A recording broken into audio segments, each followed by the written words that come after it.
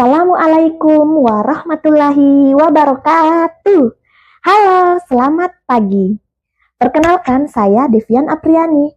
Saya dosen untuk mata kuliah Fundamental Kebidanan di semester 1 untuk mahasiswa kebidanan. Ya, adik-adik semua, bagaimana kabarnya?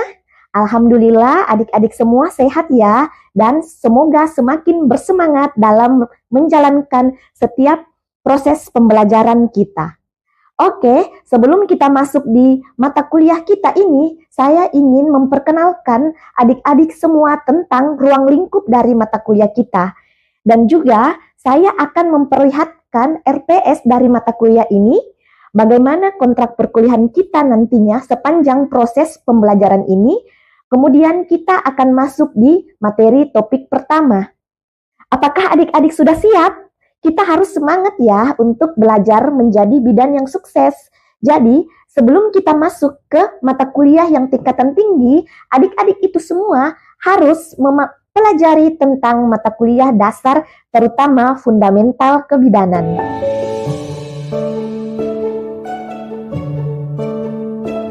Oke, selanjutnya kita masuk di topik pertama. Sebelum kita masuk di materi, alangkah baiknya kita mengetahui dulu tentang mata kuliah kita ini. Jadi, mata kuliah ini merupakan mata kuliah fundamental kebidanan, di mana mata kuliah ini memiliki 3 SKS.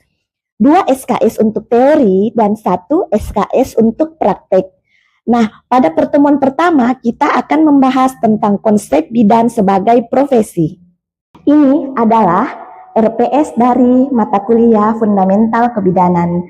Di dalam RPS ini sudah terdapat semua bahan kajian, semua materi yang akan adik-adik semua dapatkan pada pertemuan 1 sampai pertemuan 16. Pada pertemuan 8 kita akan mengadakan ujian tengah semester, dan pada pertemuan 16 kita akan mengadakan ujian akhir semester. Adik-adik diharapkan untuk senantiasa mengikuti setiap pertemuan mata kuliah ini agar seluruh materi yang diberikan dapat adik-adik semua pahami dan dapat diterapkan di masa nanti adik-adik menjadi seorang bidan.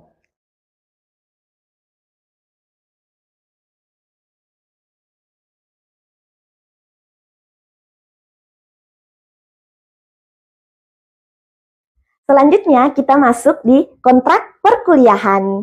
Adapun kontrak perkuliahan untuk mata kuliah fundamental kebidanan ini, yang pertama, adik-adik harus hadir 80% dan datang tepat waktu. Jangan sampai dosennya dulu yang datang, baru adik-adik datang. Itu tidak betul. Selanjutnya, adik-adik harus mengikuti kuis, tugas, praktikum, UTS, dan UAS dalam pembelajaran ini. Di mana tugas adik-adik akan kumpulkan di aplikasi Lentera. Selanjutnya, adik-adik harus aktif dalam diskusi dan tanya jawab. Di mana di dalam diskusi dan tanya jawab juga itu harus ada aturannya. Adik-adik harus saling menghormati, sopan, profesional, dan menghindari plagiarisme dalam menjalankan tugas adik-adik semua.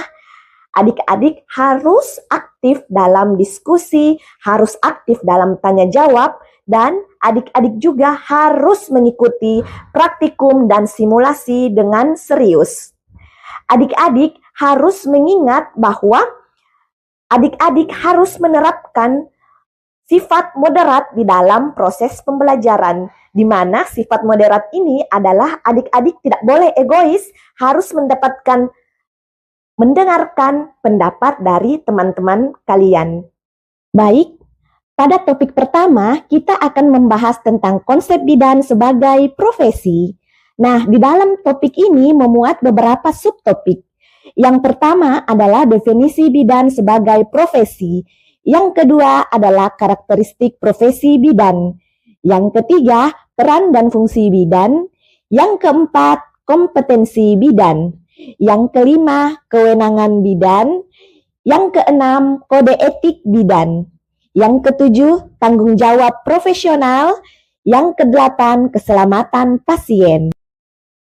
Topik ini terkait pada CPL 2 dan CPL 3, di mana CPL 2 itu mahasiswa mampu menguasai konsep teoritis, keilmuan kebidanan, dan keilmuan lainnya, termasuk komunikasi efektif dalam bahasa Indonesia maupun bahasa asing, serta beradaptasi dalam lingkungan multikultural dan global yang menunjang praktik pelayanan kebidanan.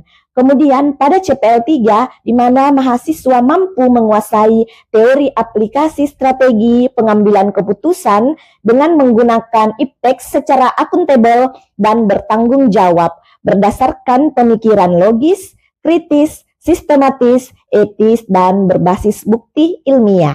Adapun CPMK yang terkait pada topik ini adalah CPMK 1, di mana CPMK 1 ini mahasiswa mampu menguraikan konsep bidan sebagai profesi, sejarah, filosofi, dan model praktik kebidanan secara tepat. Pada sub CPMK di pertemuan 1 ini, di mana sub CPMK 1 mahasiswa mampu menjelaskan konsep bidan sebagai profesi dengan tepat, yaitu masuk pada taksonomi Bloom C2 atau memahami.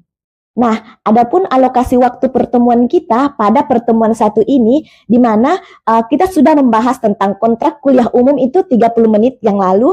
Selanjutnya, kita akan melakukan tatap muka, tugas terstruktur, dan belajar mandiri. Semua total pertemuan kita adalah 170 menit yang sudah ada tercantum di dalam RPS kita. Masuk materi, nanti dalam topik 1 ini kita akan menggunakan metode pembelajaran yaitu ceramah interaktif, kemudian kita akan melakukan diskusi interaktif, kemudian kita akan melakukan tanya jawab dan juga akan menyelesaikan suatu kuis singkat. Ingat ya adik-adik harus aktif menjawab kuis-kuis dengan baik dan benar. Nah, setelah mengetahui metode pembelajaran kita nantinya, kita juga harus mengetahui apa saja media pembelajaran kita pada pertemuan pertama ini. Jadi, pada pertemuan pertama ini kita akan menggunakan slide untuk memaparkan materi. Kemudian, kita akan menggunakan Lentera untuk mengupload materi-materi kita hari ini untuk adik-adik baca kembali. Selanjutnya, kita mendengarkan video pembelajaran singkat. Selanjutnya yang terakhir adalah adik-adik melaksanakan kuis online. Ya, ingat ya adik-adik, ini adalah media pembelajaran kita untuk materi pertama ini pada pertemuan pertama.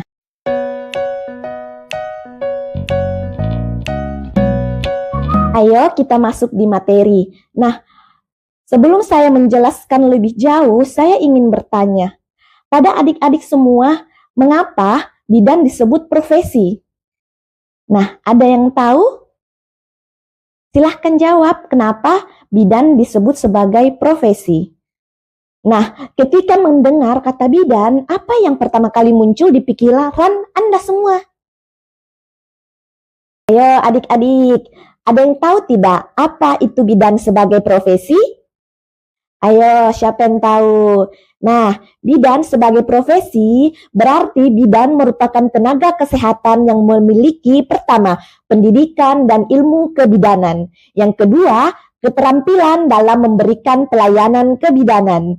Yang ketiga, etika dan tanggung jawab profesional. Yang keempat, kewenangan dalam melakukan tindakan sesuai kompetensi, dan yang kelima, komitmen untuk menjaga keselamatan pasien. Nah, contohnya seperti seorang bidan tidak hanya membantu persalinan, tetapi juga melakukan pemeriksaan kehamilan, memberikan edukasi tanda bahaya kehamilan, mendampingi ibu nifas, memberikan konseling bagaimana itu menyusui, serta melakukan rujukan bila kondisi ibu atau bayi membutuhkan penanganan lebih lanjut. Slide berikutnya, kita akan belajar tentang bagaimana karakteristik bidan. Bidan memiliki beberapa karakteristik. Yang pertama, memiliki dasar ilmu kebidanan.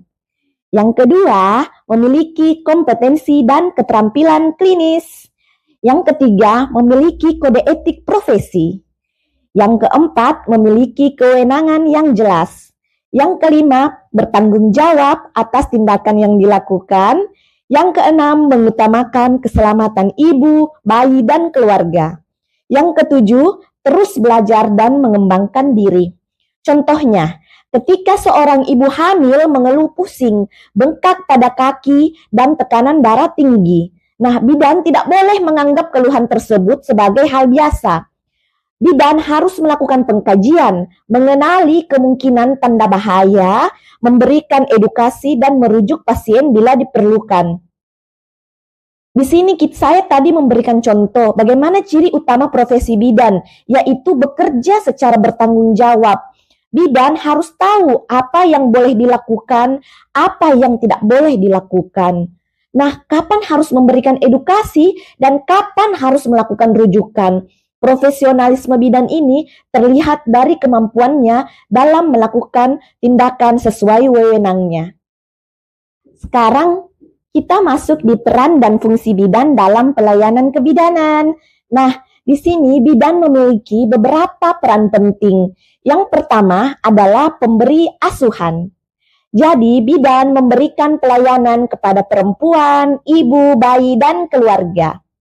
Yang kedua adalah sebagai edukator, di mana bidan memberikan pendidikan kesehatan, misalnya tentang kehamilan sehat, ASI, KB, dan tanda bahaya pada ibu hamil, persalinan, dan nifas.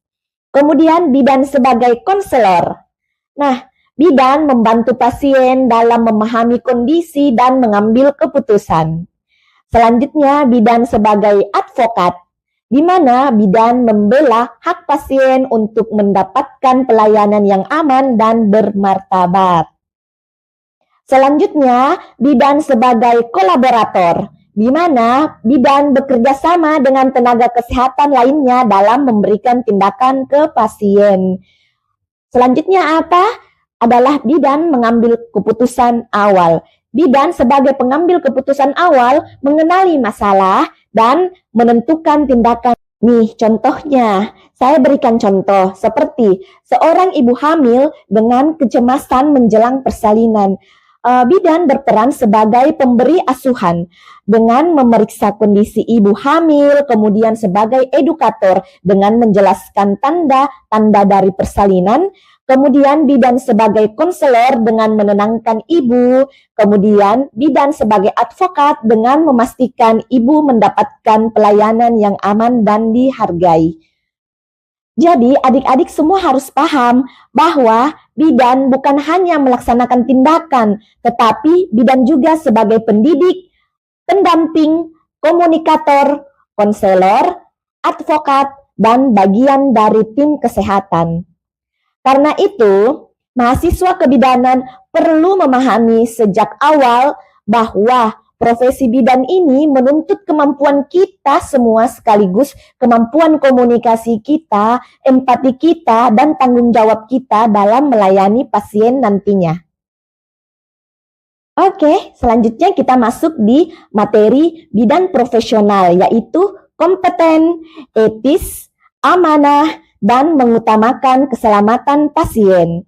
Jadi, bidan profesional itu harus memperhatikan yang pertama adalah kompetensi, di mana bidan mampu melakukan pelayanan sesuai ilmu dan keterampilannya. Yang kedua adalah kewenangan. Bidan melakukan tindakan sesuai batas kewenangan profesinya. Yang ketiga adalah kode etik. Jadi, bidan menjaga privasi, menghormati pasien, jujur, bertanggung jawab, dan tidak diskriminatif. Selanjutnya, tanggung jawab profesional. Jadi, bidan siap mempertanggungjawabkan setiap tindakan. Dan yang terakhir adalah keselamatan pasien. Bidan mencegah risiko, mengenali tanda bahaya, dan melakukan rujukan bila diperlukan. Contohnya, seorang ibu hamil datang ke bidan dengan keluhan perdarahan. Nah, keluarga meminta bidan menangani sendiri karena takut dirujuk ke rumah sakit. Namun, dalam kondisi ini, bidan harus mengutamakan keselamatan pasien. Jadi, bidan perlu melakukan pemeriksaan awal dulu. Kemudian menjelaskan risiko kepada keluarga agar keluarga paham. Selanjutnya, bidan melakukan rujukan bila kondisi ibu berada di luar kewenangan pelayanan bidan.